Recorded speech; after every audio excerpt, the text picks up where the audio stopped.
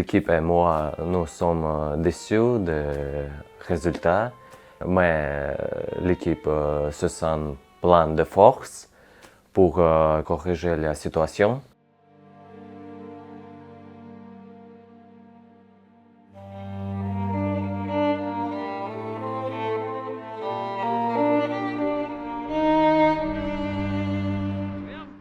Malgré des résultats en ce moment, mentalement le groupe y est.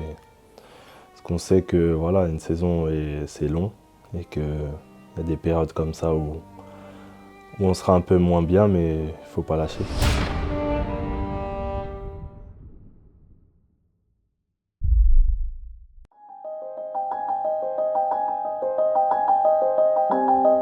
Qui avait dit que ce serait facile? Et ce n'est pas le calendrier de septembre et octobre qui nous fera dire le contraire. Cette année, la Ligue 1 est très relevée et que chaque semaine c'est un nouveau combat, une nouvelle guerre et à nous d'être préparés à ça. Pour cette nouvelle guerre, les Havrais se déplacent à Toulouse.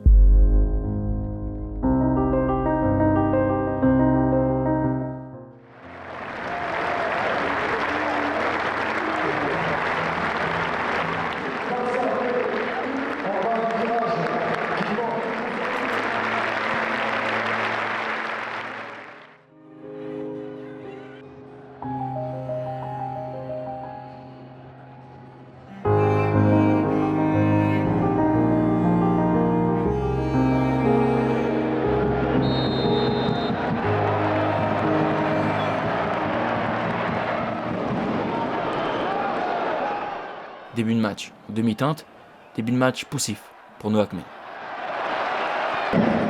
Malgré des discussions pour essayer de changer le cours du jeu, ça fera 0-0 à la pause. Et au retour des vestiaires, c'est le Hack qui a l'action pour prendre les devants.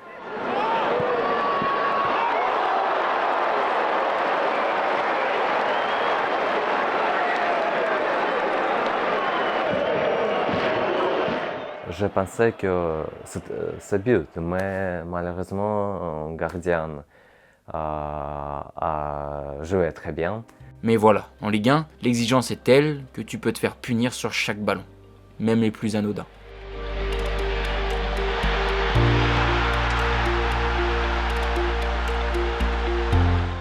Buteur lors des 2 dernières journées de championnat, c'est Babika qui ouvre le score côté toulousain.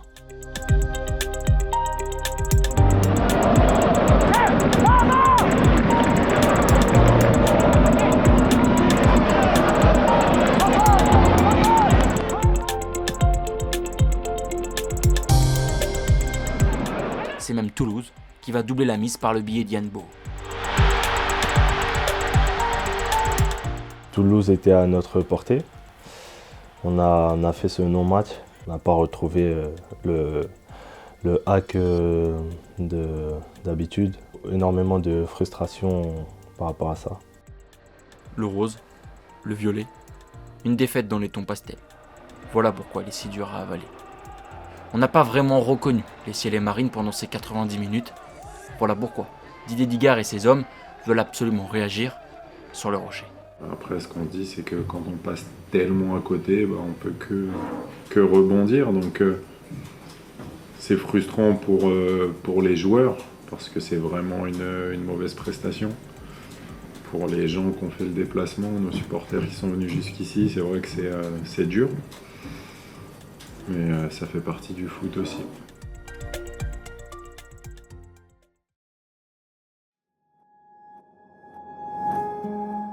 L'AS Monaco.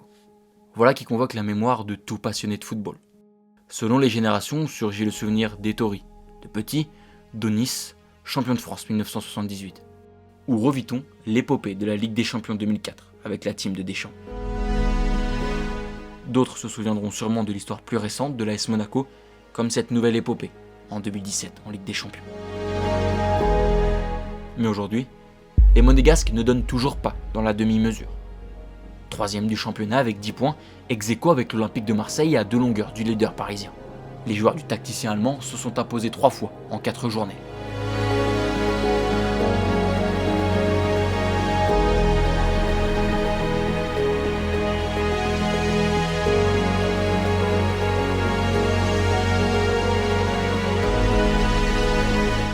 Côté Havrais, les têtes se sont relevées après le revers toulousain.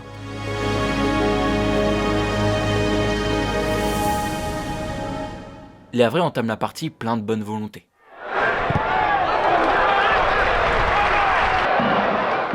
Moins de 10 minutes de jeu, et c'est l'AS Monaco qui ouvre le score.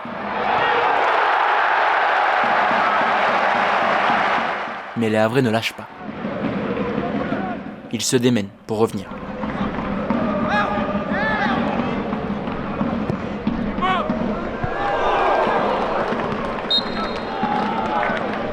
Il était déjà en position de frappe la semaine dernière. Il avait essayé du pied gauche, pourquoi pas essayer du pied droit cette fois.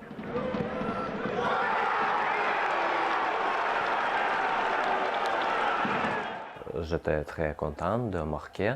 J'aime beaucoup marquer les buts, mais je ne marque pas souvent. Et même après le premier mi-temps, l'entraîneur a dit que nous avons joué bien et nous allons avoir plus de chances pour marquer. Maintenant, on se dit, oui, il y a de la place en fait.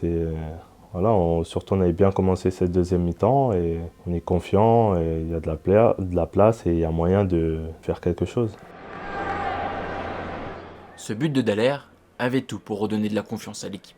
Retour des vestiaires, c'est Josué Casimir qui pense inscrire le 2-1, son premier but en Ligue 1 McDonald's. Quand l'équipe a marqué un but, et quand l'équipe commence à gagner, on se met à sentir plus confiance, plus confident. Mais l'arbitre de la rencontre va en décider autrement. Nouveau but annulé pour hors-jeu pour Josué Casimir. Pour lui, il est hors-jeu. Pour d'autres, il est discutable. Mais en face, c'est l'AS Monaco. Déjà vainqueur du Barça il y a quelques jours, l'AS Monaco retrouve le chemin défilé par 2 fois. Victoire 3-1 de l'AS Monaco. Les Havrais n'ont pas démérité, ont montré un meilleur visage qu'à Toulouse. C'était important. Content de ce qu'on a pu produire aujourd'hui, de l'investissement. On a montré qu'on avait des valeurs et que la semaine dernière était un non-match et qu'on voulait relever la tête. Il y a beaucoup de points positifs, mis à part le résultat. Après 2 déplacements, retour à la maison. Le stade Océane commençait à nous manquer. On s'est vraiment dit que oui, qu'il y avait moyen de faire quelque chose parce que voilà, on voyait lors de leur précédent match le LOSC, une équipe où il leur manquait pas mal de ce qui faisait leur force l'année dernière. Donc forcément, nous, on s'est dit, si on joue à fond comme on avait fait contre Monaco, il y a moyen de faire quelque chose face au LOSC. Lille, l'une des meilleures équipes de notre championnat, a réalisé un début de saison un peu en demi-teinte et se présente comme une bête blessée au stade Océane. Mais les hommes de Bruno Genesio ont bien envie de remédier à ça.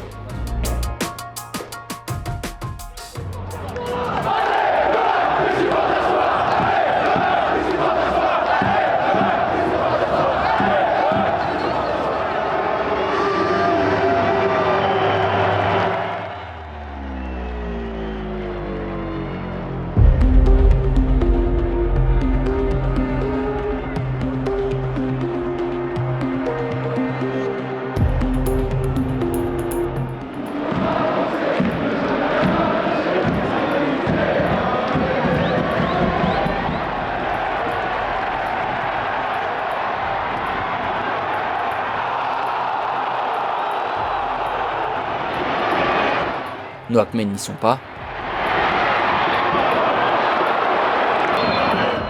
Lille déroule. Score final 3-0 à la maison. Maigre consolation, Arthur Desmas sauvera un penalty dans les arrêts de jeu.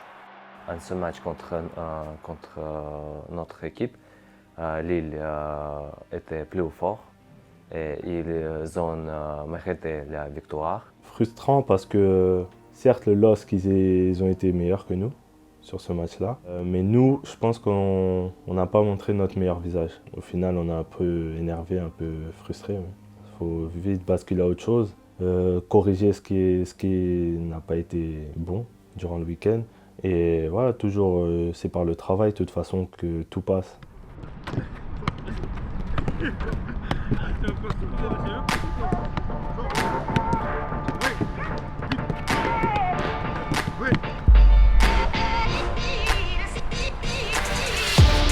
We are preparing to this match like usually, like to all matches. We don't make some special trainings for this game. Sometimes in football it happens when you are up, when you are down. Now, of course, we are not up, we are a little bit down. It's only one way to fix the situation is train every day, train to have trainings hard. Coach said that it's necessary to continue like that. I think in France there are no bad teams because now 2 days ago they won away against Red Bull Salzburg. I'm sure that the game will be very interesting for the fans.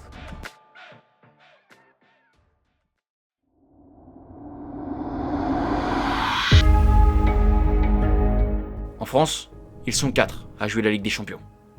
Arrivé en octobre, Le Havre en a déjà joué 3, il ne reste plus que Brest. Justement, 7ème journée de Ligue 1, Le Havre se déplace à Brest.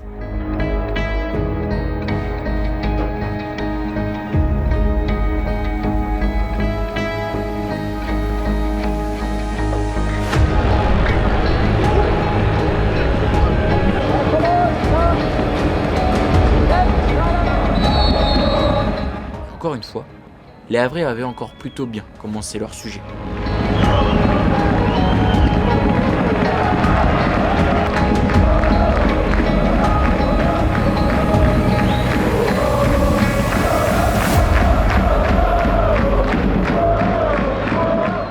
Malheureusement, c'est avant même le quart d'heure de jeu que Ludovic Ajorc ouvre le score.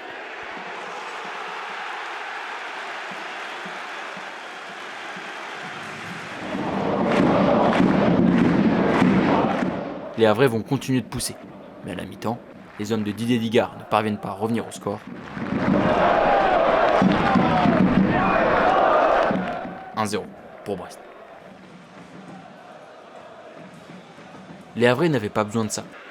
Autour des vestiaires, dès la 48e minute, les Hackmen se retrouvent à 10.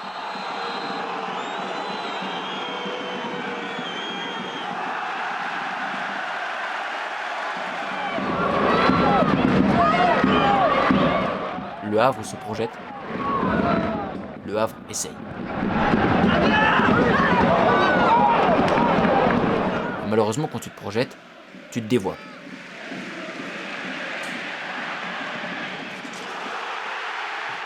Frappe d'Ibrahim Salah, 2-0 pour Brest, score final.